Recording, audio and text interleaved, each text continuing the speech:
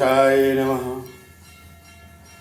श्री सत्यनारायण व्रत कथा पूजन में यजमान को स्नान कर पूजन हेतु उपयुक्त शुद्ध वस्त्र धारण करना चाहिए।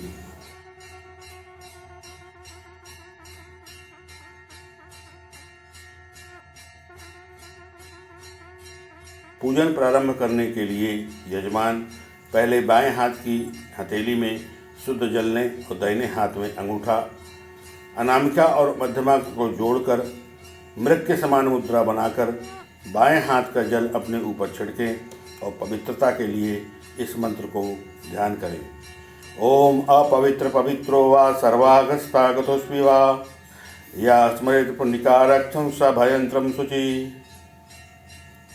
इसके बाद जल हाथ में जो लिया है उसे पृथ्वी पर रख दें। इसके बाद पृथ्वी माता का ध्यान करते हुए हाथ जोड़कर हाथों में अक्षत लेकर ध्यान करें। ओम पृथ्वी त्वयाग्रता लोका देवित विष्णुआन घृता त्वं च धाराय माम देवी पवित्रम कुरु चासनम। यदि यजमान पति पत्नी के साथ सत्यनारायण भगवान की व्रत कथा सुनने के लिए बैठे हैं तो जलपात्र में रखा जल आचमनी से दाहिने हाथ में लें और उसके ऊपर पान रखें। 3 बार आचमन करते हुए बोलें ओम केशवाय नमः, ओम नारायणाय नमः, ओम माधवाय नमः।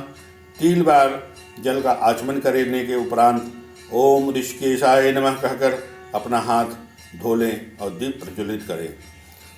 दीप प्रज्वलित करते समय दीप प्रज्वलित करने के बाद हाथ जोड़कर ध्यान करें। भो दीप देव स्वरूपत्व कर्म साक्षी हविघ्नकृता यवात कर्म समाप्ति स्यात् त्वातत्वसु स्थिर भव। प्रार्थना करें कि हे दीप आप मेरे कर्म के साक्षी रूप कर्म समाप्ति तक प्रकाशित रहें। इसके बाद अब आप श्री सत्यनारायण भगवान की कथा के लिए संकल्प करें। संकल्प करने के लिए हाथ में अक्षत, जनेऊ, मुद्रा, पुष्प दाहिने हाथ की हथेली में जल लेकर धारण करें और ध्यान करें।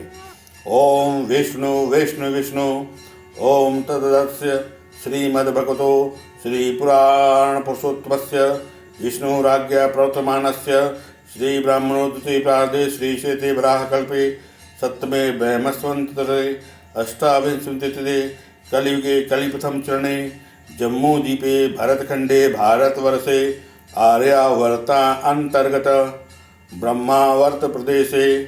अब आप जिस राज्य जिस शहर में रहते हैं उसका नाम लें और उस क्षेत्र में जिस क्षेत्र में आप निवास करते हैं उस क्षेत्र का नाम लें, अपने गांव का नाम लें और बोले कि संवत्सर ऋतु मासानमासे जो महीना चल रहा है उसका नाम लें। इसके बाद पूर्णिमा तिथि कहें, उसके बाद नक्षत्र का नाम लेना चाहिए और फिर इसके बाद अपने गोत्र का नाम लेते हुए अपना नाम लें। कायिक वाचिक मानसिक ज्ञात अज्ञात सकल दोष परिहार्थ श्रुति स्मृति पुराणोक्त फल प्राप्तार्थ आरोग्य ऐश्वर्य दीर्घायु विपुल धन धान्य समृद्ध सत्यनारायण गणेश गौरी पूजन करिष्ये। जो पुरुष हैं वो बोलेंगे करिष्ये, जो महिलाएं हैं वो बोलेंगी करिष्यामि। अर्थात मैं अपने नाम गोत्र सहित अमुक आज पूर्णिमा तिथि के दिन सत्यनारायण भगवान का पूजन करता हूँ अथवा पंडित के द्वारा पूजन करवाकर उसको सुन रहा हूँ। अब देवादिदेव महादेव के सुपुत्र गणेश जी का ध्यान करें। ओम समचस्य दंतस्य कपिलो गजकर्णका लंबोदरस्य विकटो विघ्ननाशो विनायक धूम्रकेतु गुणाध्यक्षो बालचंद्रो गजानन द्वादशतानि नामानि या प्रशिक्षणतपि। गणेश जी को श्रद्धापूर्वक पूजन करने के बाद गणेश जी को आसन समर्पित करें। ओम गणपतये नमः आसनं समर्पयामि। पद जल समर्पित करें। पद्यम समर्पयामि। अर्ध जल समर्पित करें। अद्यम समर्पयामि। आचमनीयम जल समर्पित करें।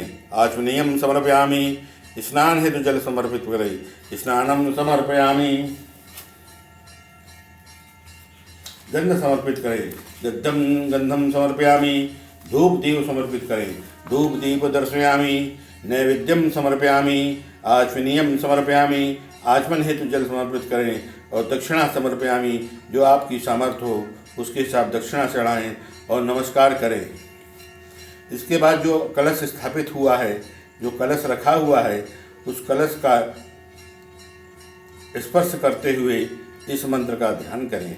ओम कलशस्य मुखे विष्णु कंठे रुद्र समासिता मूले तस्वितो ब्रह्मा मध्ये मातृगणा स्मृता कुक्षो तु सागरा सर्वे सप्तदीपा वसुंधरा ऋग्वेदस्य यजुर्वेद सामवेदो हथवर्ण अंगस्य संहिता सर्वे कलशन्तु समाश्रिता अत्र गायत्री सावित्री शांति पुष्टिकरा तथा सर्वे सुभद्रा सरिता तीर्थानि जलदा नदा आयन्तु देव पूज्यार्थ दुर्क्षयकारका गंगे च यमुने च गोदावरी सरस्वती नर्मदे सिंधु कावेरी जलेस्मिन् सन्निधि कुरु। इसके उपरांत पंचदेव का पूजन करें। भगवान श्री विष्णु का ध्यान करें। शुक्लांबरधरं विष्णु शशिवर्णं चतुर्भुजं प्रसन्नवदनं ध्यायेत् सर्वविघ्नोपशान्तये शान्ताकारं भुजगशयनं पद्मनाभं सुरेशं विश्वाधारं गगनसदृशमेघवर्णं शुभांगं लक्ष्मीकान्तं कमलनयनं योगविज्ञानगम्यं वन्दे विष्णु वैभवहरं सर्वलोकैकनाथं। भगवान शिव का ध्यान करें। ध्यान नित्यं महेशं रजतगिरिनिभं चारुचन्द्रावसन्तं रत्नाकल्पोज्ज्वलांग परशुमृगाभरिभिस्तप्रसन्नं पद्मासनं समन्तास्तु समस्तगणे व्याघ्रकृतवासनं विश्ववाद्यं विश्वबीजं निखिलभयहरं भक्तवक्त्रनेत्रम्। ॐ नमः संभवाय च मयो भवाय च नमः शङ्कराय च वयस्कराय च नमः शिवाय च शिवतराय च। ओम शांब शिवाय नमः पाद्यं समर्पयामि। ओम शांब शिवाय नमः अर्घ्यं समर्पयामि। ओम आचमनीयं समर्पयामि। स्नानं समर्पयामि। इसके बाद आप देवी भगवती महारानी का ध्यान करें। नमो देव्यै महादेव्यै शिवाय सततं नमः। नमः प्रताय भद्राय नेताय प्रणताय समताम्। ओम अम्बे अंबिके अम्बालिके नामानि अधिकांशनस्य सस्तस्य कव्व सुभद्रकां कम्पालवासिनीम्। ओम अम्बे अम्बालिके नमः। पार्थम आर्धम आचमनीयं स्नानं समर्पयामि। सूर्य देवता का ध्यान करें। ओम आकृष्णेन रजसो वर्तमानो निवेशयन् मृतस्य हिरण्येन सविता रथेन देवाय त्रिभुवनानि पश्यामि। ओम विश्वान देव सुविद दुरितानिरापवसौ यद्रभन्न तन्न आसौ। ओम सूर्याय नमः। पाद्यम आर्धम आचमनीयं स्नानं समर्पयामि। इसके बाद षोडशिका मात्र पूजन। गौरी पद्मा सची मेघा सावित्री विजया जया देवसेना सदा स्वाहा मातरो लोकमात्रम गणेशनाधिक होतो वृद्धो पूजस षोडश। ओम षोडश मातृका पाद्यम आर्धम आचमनीयं स्नानं समर्पयामि। अब नवग्रह पूजन करें। ओम ब्रह्मा मुरारी त्रिपुरांतरकारी भानु शिवो बुधसो बुधस्व गुरु शुक्रासन राहु केत्वा सर्वे ग्रहा शांतिकरा भवन्तु। सूर्य सौरमजेन्द्रस्य पदवी सन्मंगल सद्बुद्धि च बुद्धो गुरुतुश्च गुरुतुशुक्र शुक्र शासनी राहु बाहुलं करोतु सततं केतु क्लुषोन्नति नित्यं प्रीतिकरं भवन्तु मे सर्वानुकूलाग्रहाम्। अब हाथ में पुष्प लेकर अक्षत लेकर श्री सत्यनारायण भगवान का ध्यान करें।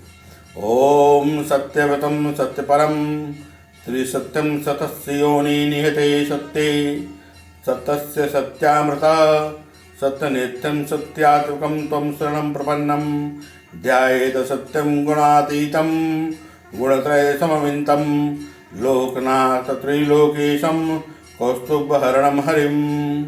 ओम सत्यनारायणाय नमः। पाद्यम आर्धम आचमनीयं स्नानं समर्पयामि। इसके बाद पद्यं समर्पयामि। आचमनीयं समर्पयामि। चंदन समर्पयामि। पुष्पमाला समर्पयामि, धूपं समर्पयामि, दीपं समर्पयामि, नैवेद्यं समर्पयामि, ऋतुफलं समर्पयामि, आचमनं समर्पयामि, स्नानं समर्पयामि, वस्त्रं समर्पयामि, उपवस्त्रं समर्पयामि, यज्ञोपवीत समर्पयामि। ओम श्री सत्यनारायण यज्ञोपवीत समर्पयामि। इस मंत्र से यज्ञोपवीत करें और इसके बाद भगवान को तांबुल चढ़ाइए, पान लगा हुआ या खड़ा पान का पत्ता। ओम तांबूलम समर्पयामि, दक्षिणा समर्पित करिए। ओम दक्षिणा समर्पयामि। इसके बाद आरती करिए। कदली गर्भसंभूतम कर्पूरम तु प्रसीदितम आर्तिक्यम अहम कुर्वे पश्चिमाभर्दो भव। श्री सत्यनारायणाय नमः। आर्तिक्यम समर्पयामि। भगवान श्री सत्यनारायण का ध्यान करिए और प्रदक्षिणा करिए।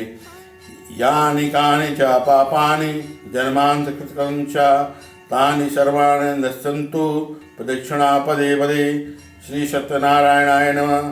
प्रदक्षिणा समर्पयामि। इसके बाद मंत्र रिपीट। इसके बाद अब आप हाथ जोड़कर भगवान श्री हरि विष्णु का ध्यान करते हुए क्षमा प्रार्थना करें। मंत्रहीनम क्रियाहीनम भक्तिहीनम जनार्दनम यदि पूजितम मया देव परिपूर्णम तदस्तु मे। सत्यनारायण देवं वंदे कामदं प्रभुं लीलाय विदितं विश्वं येन तस्मै नमो नमः।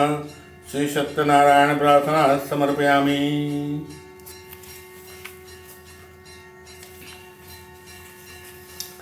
सत्यनारायण व्रत कथा के पहले अध्याय में हम आपको प्रथम अध्याय सुनाते हैं। वो भगवान विष्णु का ध्यान करें। अक्षत पुष्प भगवान विष्णु पर समर्पित करते हुए ओम विष्णवे नमः इस मंत्र का जाप करें। उदयमान करोड़ों सूर्य के समान प्रभातुल्य अपने चारों हाथों में शंख गदा पद्म तथा चक्र धारण किए हुए दोनों भागों में भगवती लक्ष्मी और पृथ्वी देवी से सुशोभित किरीट मुकुट केयूर हार और कुंडलों से समंकृत कौस्तुभमणि और पीताम्बर से दैदिप्यमान विग्रह युक्त वक्षस्थल पर श्री वस्त्र चिन्ह धारण किए हुए भगवान विष्णु का मैं निरंतर स्मरण करता हूँ। व्यास जी बोली, एक समय नम्यातीत में सौनकादि 88,000 ऋषि पुराण वेत्ता सूत जी से पूछने लगे, जिस व्रत अथवा तप से अपना अभिष्ट फल प्राप्त हो, हे महेश आप हमसे कहिए। सूत जी बोले, एक समय नारद जी ने इस प्रकार लक्ष्मीपति श्री विष्णु भगवान से पूछा था। विष्णु भगवान ने देवर्षि नारद जी से जिस प्रकार कहा उसे तुम मन लगाकर सुनो। एक समय नारद जी ने दूसरों की भलाई से इच्छा करने से अनेक लोकों में घूमते हुए मृतलोक में प्रवेश किया। यहाँ आकर अनेक योनियों में उत्पन्न हुए। समस्त मनुष्यों को तरह तरह के दुखों और क्लेशों से युक्त और अपने कर्मों से दुखी होते हुए देखकर नारद जी दुखित हो गए।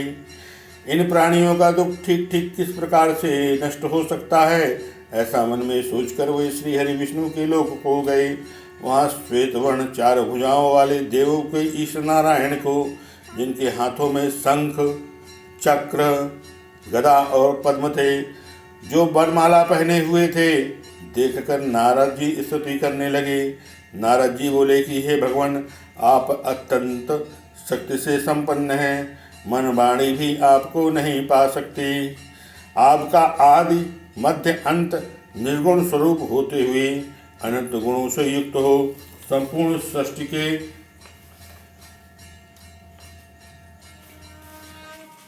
पालनहार हो, आदिभूत भक्तों के दुखों को नष्ट करने वालों हो, आपके लिए मेरा बारंबार नमस्कार है। नारद जी की विनती सुनकर विष्णु भगवान ने दर्शन दिया और बोले कि हे नारद, आप सब मनोरथ मुझसे कहो जिसके लिए आपका विष्णु लोक में आगमन हुआ है। नारद जी बोले कि मृत्युलोक के निवासी प्राणी अनेकानेक योनियों में उत्पन्न हुए पाप कर्मों से महादुखित हो रहे हैं। तो हे स्वामी, यदि आपकी मेरे ऊपर कृपा है तो अब बताओ कि उनका दुख निवारण किस प्रकार से होगा। भगवान श्री हरि विष्णु ने कहा कि हे पुत्र, तुमने संसार के ऊपर कृपा करने की इच्छा से उत्तम बात पूछी है। जिस उपाय के करने से प्राणी मोह से मुक्त हो जाता है उसे सुनो, मैं तुमसे कहता हूँ। बहुत पुण्य प्रदान करने वाला और स्वर्ग और मृत्युलोक में परम दुर्लभ, तुम्हारे स्नेह से इस महाव्रत को मैं तुमसे कहता हूँ। श्री सत्यनारायण के व्रत को भली भांति विधि विधान से करने से प्राणी शीघ्र ही सुख को भोगता है और परलोक में मोक्ष को प्राप्त होता है। भगवान के ऐसे वचन सुन नारद ऋषि बोले कि हे भगवान, इस व्रत का क्या फल है और क्या विधि है, और इस व्रत को किसने किया, यह मेरी विस्तार से सुनने की इच्छा हो रही है। तथा यह व्रत किस दिन करना चाहिए, यह सब मुझे कृपा करके बतलाइए। श्री भगवान बोले कि यह दुख और शोक आदि को शांत करने वाला, धन धान्य को बढ़ाने वाला, सौभाग्य संतान को देने वाला, सर्वस्त्र विजय प्रदान करने वाला, इसी दिन मनुष्य श्रद्धा भक्ति से युक्त हो, उस दिन संध्या के समय सत्यनारायण भगवान की पूजन को करे। ब्राह्मण और बंधु बांधवों सहित धर्म में तत्पर हों। मिठाई सवाया प्रसाद समर्पित करें। केले की फली, घी, गेहूँ का चूर्ण, दूध का मिश्रण तैयार करें। गेहूँ के चूर्ण के अभाव में चावल का चूर्ण का मिश्रण लें। गुड़ ही लेना चाहिए, परंतु संपूर्ण प्रसाद भक्तिभाव से एकत्र कर भगवान को समर्पित ही करें। अपने बंधु बांधवों सहित कथा का श्रवण करके ब्राह्मणों को दक्षिणा दें। पश्चात बंधु बांधवों सहित ब्राह्मणों को भोजन कराएं। फिर भक्ति से स्वयं प्रसाद भक्षण करें। नृत्य आदि रात्रि में जागरण करें। इस प्रकार करने से श्री सत्यनारायण भगवान का ध्यान करते हुए आपको उनकी कृपा की प्राप्ति होती है। इस व्रत का करने से निश्चय ही मनुष्यों की सभी इच्छाओं की पूर्ण हो जाती है। विशेष करके कलयुग में भूमि के ऊपर यही लघु उपाय है। इति श्री स्कंद पुराणे रेवाखंडे सत्यनारायण व्रत कथायां प्रथमाध्याय। द्वितीय अध्याय। सूत जी बोले, ऋषियों, जिसने पहले समय में इस व्रत को किया अब मैं बताऊंगा।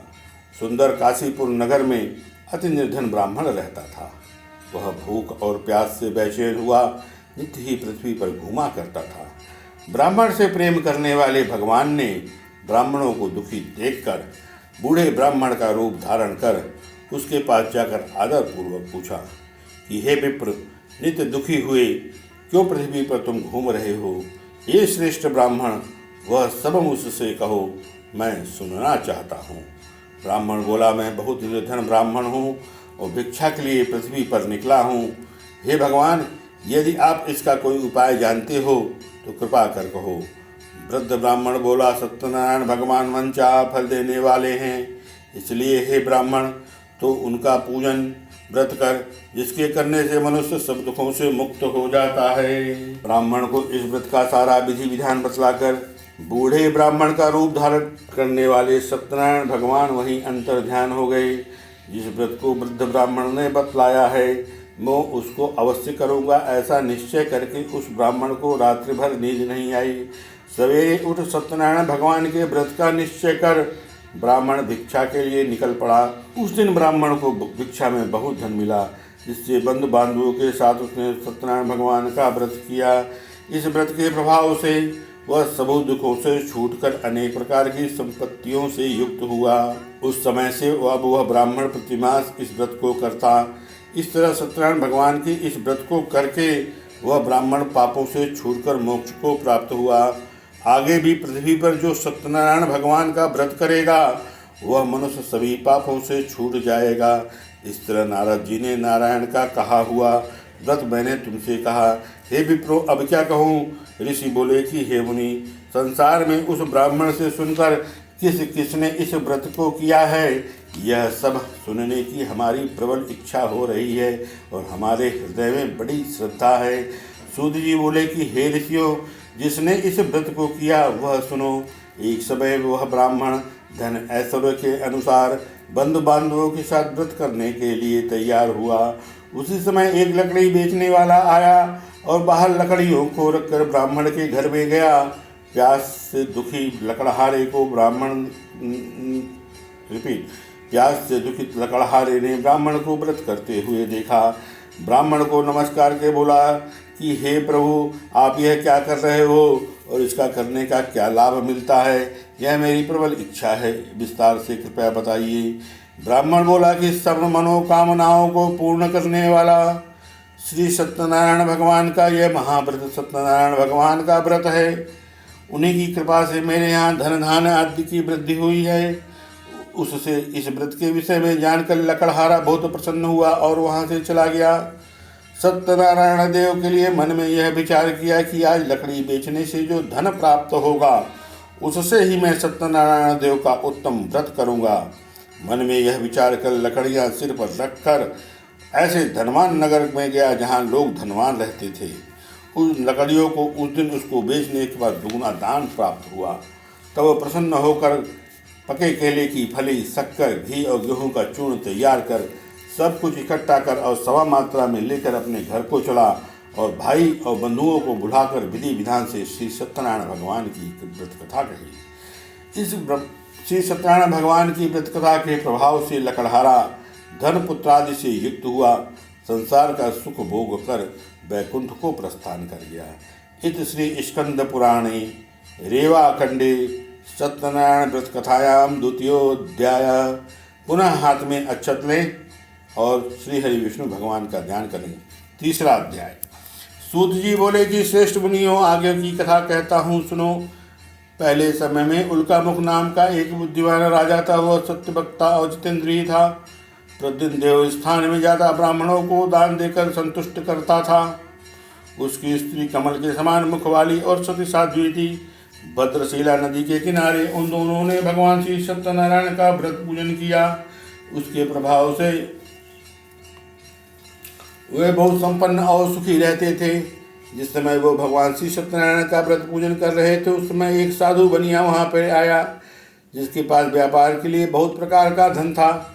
नौका को किनारे पे लगाकर साधु राजा के पास गया और व्रत करते हुए देख विनय पूर्वक पूछने लगा कि हे राजन, भक्ति युक्त चित्त से आप क्या कर रहे हैं? मेरी सुनने की इच्छा है, आज मुझे बताइए। राजा बोला कि हे साधु, अपने बंधु बांधवों के साथ पुत्रादि प्राप्ति के लिए मैं ये महान शक्तिमान श्री सत्यनारायण भगवान का पूजन और व्रत कर रहा हूँ। राजा का वचन सुनकर साधु आदर से बोला कि हे राजन, मुझसे यह सब विधान कहो, मैं भी तुम्हारे कथन के अनुसार करूँगा। मेरे भी संतान नहीं है, इससे निश्चय ही संतान होगी। राजा ने सब विधान सुनकर व्यापार से निवृत्त हो आनंद के साथ घर को गया। साधु ने अपनी स्त्री से संतान देने वाले उत्तम व्रत का समाचार सुनाया और उससे कहा कि जब मेरी संतान होगी तब मैं इस व्रत को करूँगा। साधु ने ऐसा अपनी पत्नी लीलावती से कहा। एक दिन उसकी स्त्री लीलावती पति के साथ आनंदित होकर सांसारिक धर्म से प्रवृत्त हुई और सत्यनारायण भगवान की कृपा से गर्भवती हो गई और 10वें महीने उसके यहाँ कन्या का जन्म हुआ। दिन दिन वह इस तरह बढ़ने लगी जैसे शुक्ल पक्ष का चंद्रमा बढ़ता है। कन्या कलावती का नामकरण संस्कार किया गया। तत्पश्चात लीलावती ने मीठे वचनों में स्वामी से कहा कि आप संकल्प किया हुआ भगवान का व्रत क्यों नहीं करते हैं?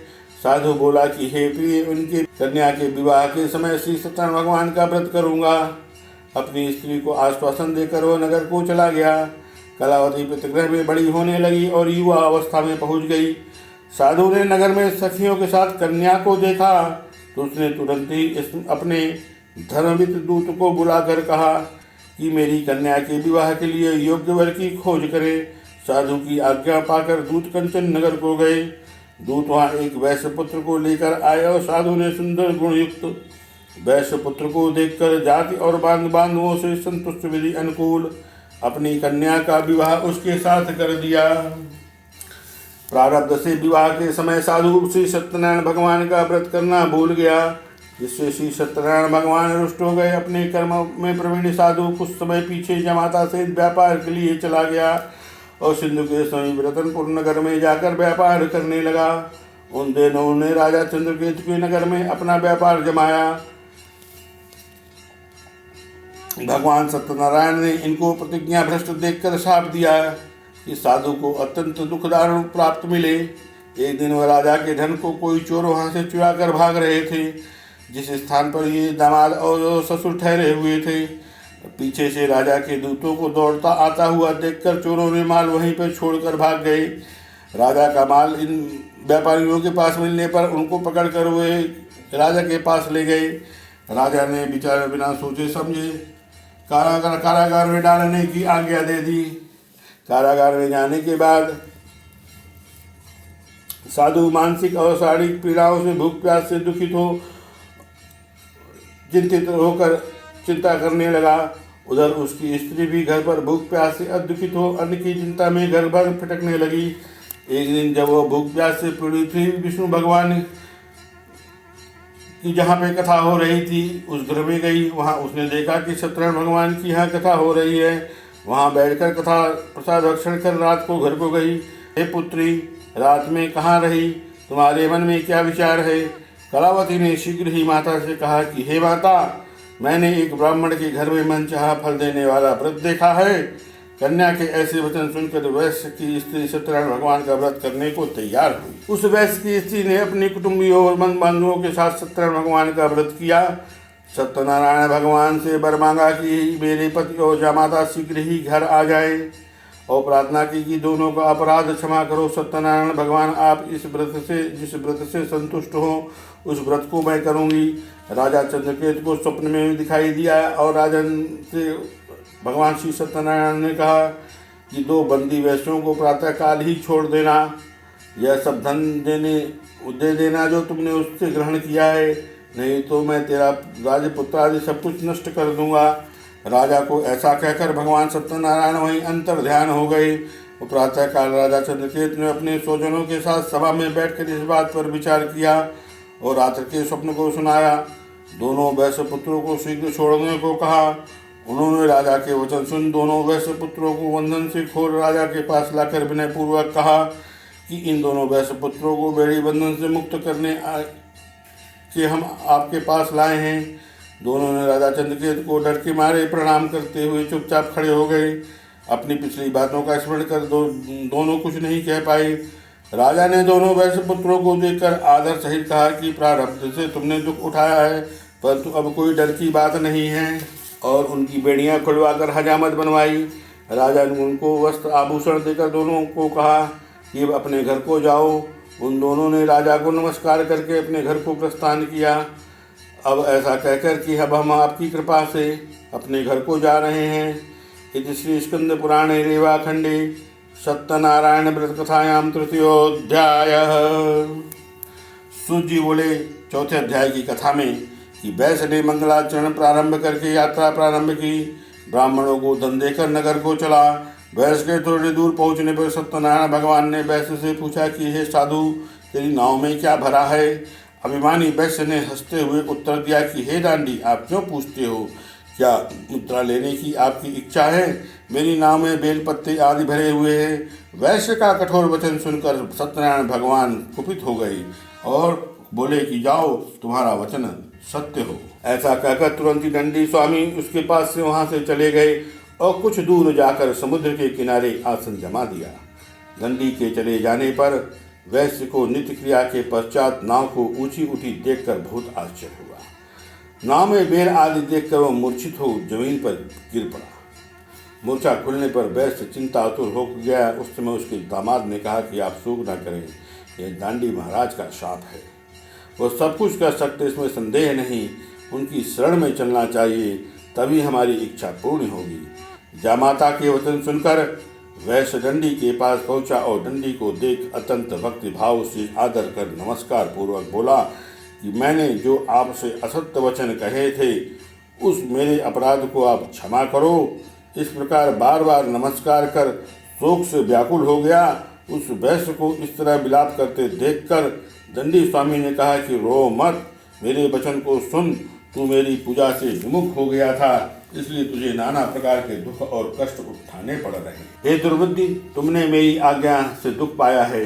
भगवान के ऐसे वचन सुनकर वैश्य स्तुति करने को तैयार हुआ और बोला कि हे भगवान, आपकी माया से मोहित हुए ब्रह्मा आदि देवता भी आपके रूप स्वरूप को नहीं पहचान पाते, तब मुझ जैसा दुर्बुद्धि आपकी माया से मोहित होकर आपको कैसे जान सकता हूँ।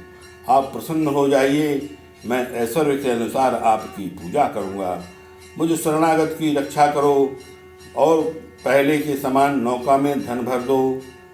वैश्य के भक्ति वचन भाव सुनकर भगवान प्रसन्न हो गए और उसकी इच्छा अनुसार वर देकर वहाँ से अंतर ध्यान हो गए।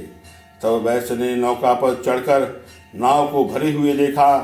तब कहा कि सत्यनारायण भगवान की कृपा से मनचाहा फल प्राप्त हुआ है।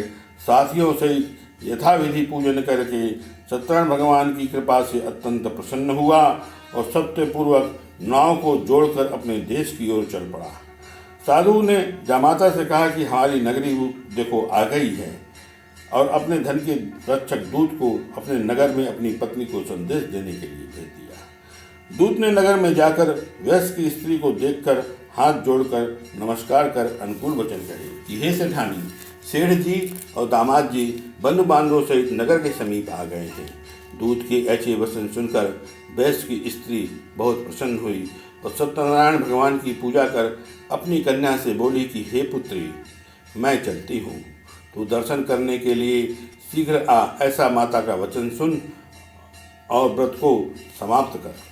प्रसाद को त्याग कर वह भी पति की ओर गई, जिससे सत्यनारायण भगवान ने क्रोध करके उसके स्वामी को धन सहित नौका को डुबो दिया। कलावती अपने पति को ना देखकर बहुत शोक में रोती हुई भूमि पर गिर पड़ी। इस तरह नौका को देखकर और कन्या को रोती हुई देखकर वैश्य ने भय आतुर होकर कहा कि यह क्या आश्चर्य हुआ। सारे मल्लाह भी चिंता करने लगे।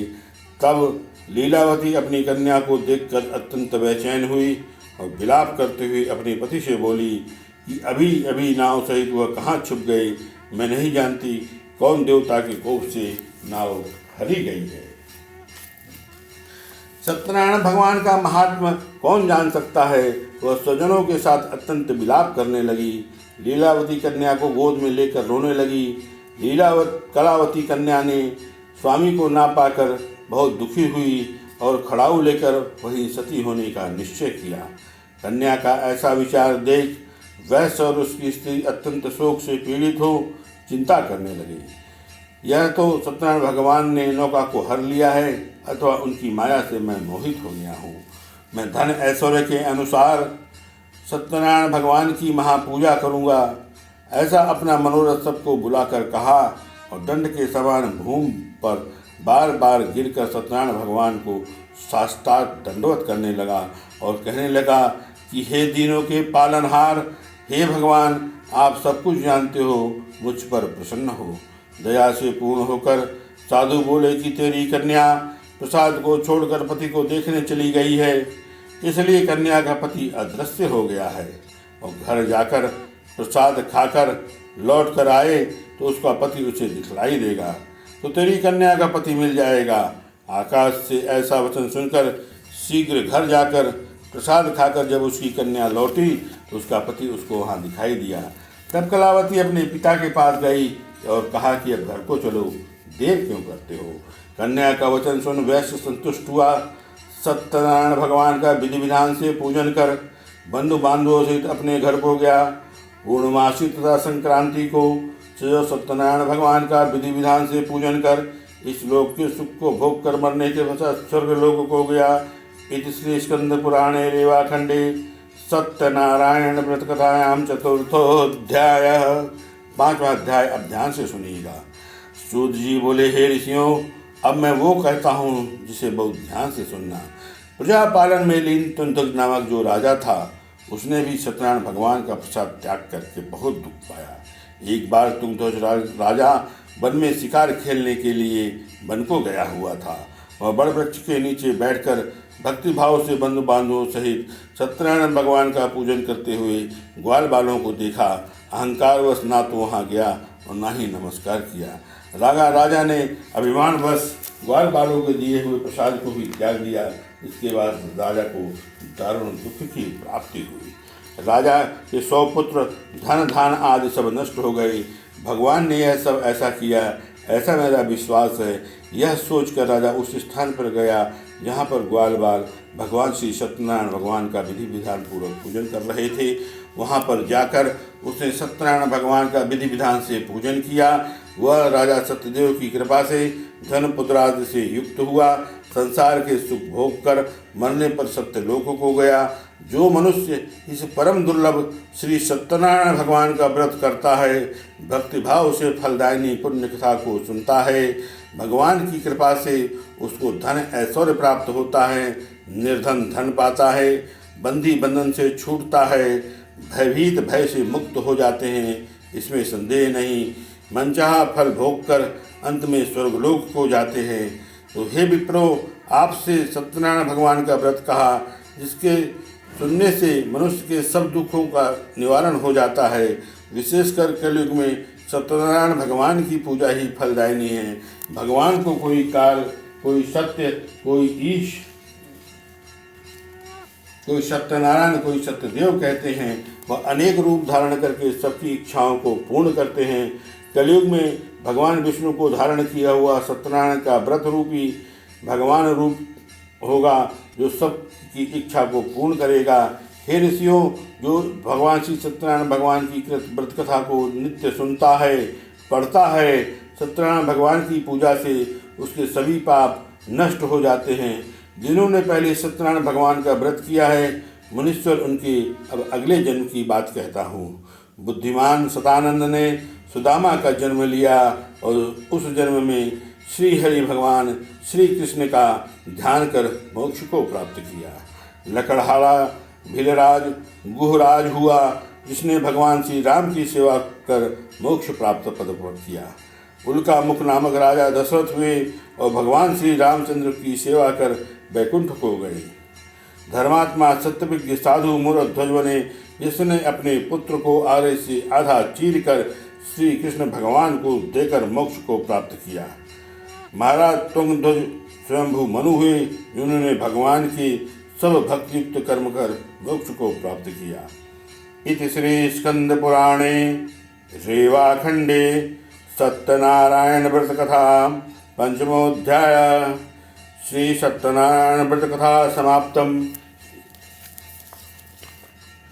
इस प्रकार श्री सत्यनारायण भगवान की व्रत कथा समाप्त होती है। अब आप आरती की तैयारी करें। एक थाल में कुमकुम, अक्षत, पुष्प और एक दीपक प्रज्वलित कर भगवान की आरती करें। जय श्री लक्ष्मी रमणा स्वामी, जय श्री लक्ष्मी रमणा। सत्यनारायण स्वामी जनपातक हरणा, जय श्री लक्ष्मी रमणा। रतन जड़ित सिंहासन अद्भुत छवि राजे, नारद करत निरंतर घंटा ध्वनि बाजे, जय श्री लक्ष्मी रमणा। प्रगट भये कलि कारण द्विज को दर्श दियो, बूढ़ा ब्राह्मण बन के कंचन महल कियो, ओम जय लक्ष्मी रमणा। दुर्लभ भील कराल जिन पर कृपा करी, चंद्रचूर्ण एक राजा तिनकी विपत हरी, ओम जय लक्ष्मी रमणा, जय श्री लक्ष्मी रमणा। बैस मनोरथ पायो श्रद्धा तज दीनी, सो फल भोग्यो प्रभु जी फिर स्तुति कीनी, ओम जय लक्ष्मी रमणा। भाव भक्ति के कारण छिन छिन रूप धरो, बूढ़ा ब्राह्मण बन के मनवांछित फल दीना, ओम जय लक्ष्मी रमणा। चढ़त प्रसाद सवाया कदली फल मेवा, धूप दीप तुलसी से, धूप धूप तुलसी से राजी सतदेवा, ओम जय लक्ष्मी रमणा। श्री सत्यनारायण जी की आरती जो कोई नर गावे, कहत शिवानंद स्वामी मनवांचित फल पावे। ओम जय लक्ष्मी रमणा, जय श्री लक्ष्मी रमणा। सत्यनारायण स्वामी जनपातक हरणा। ओम जय Lakshmi Ramana.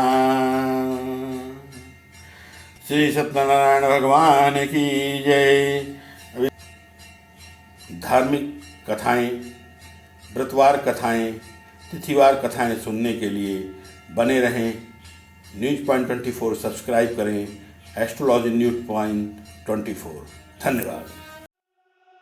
She burns the bridges in my head by lighting up a fire. Bury